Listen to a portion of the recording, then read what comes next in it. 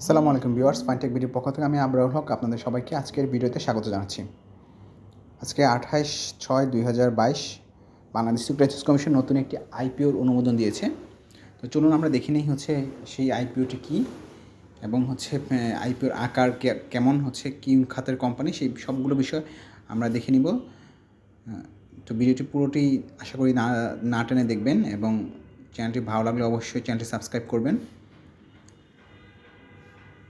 তো Bangladesh securities commission 28/6/2022 সালে কমিশনের 829তম সভায় এই ফান্ডটি অনুমোদন দেয়, এই আইপিওটি অনুমোদন দেয়। এটি একটি মিউচুয়াল ফান্ডের এটি একটি মিউচুয়াল ফান্ডটি হচ্ছে ICB AMCL CMSF golden jubilee mutual fund এবং এটি একটি মেয়াদি মিউচুয়াল ফান্ড। তো এই মিউচুয়াল ফান্ডটি মূলত আপনারা সবাই জানেন যে বেশ কিছুদিন আগে পুঁজিবাজারে লিস্টেড কোম্পানিগুলোর যে বোনাস এবং লভ্যাংশ, ক্যাশ ডিভিডেন্ড এবং বোনাস শেয়ার, সেগুলো নিয়ে একটি ফান্ড গঠন করে।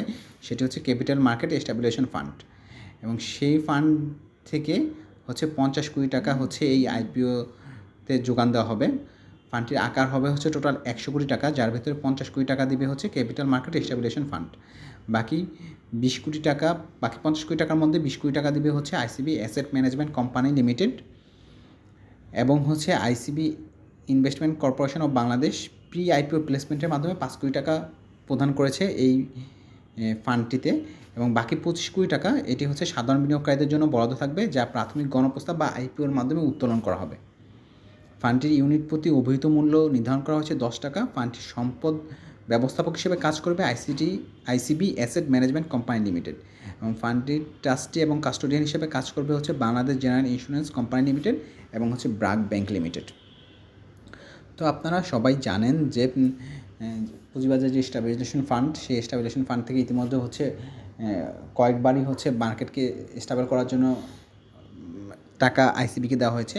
এখন একটি মিউচুয়াল ফান্ড গঠন করে দেওয়া হয়েছে। সেই মিউচুয়াল ফান্ডের 50% শেয়ার থাকবে 50% শেয়ার থাকবে ক্যাপিটাল মার্কেট স্ট্যাবিলাইজেশন ফান্ডের।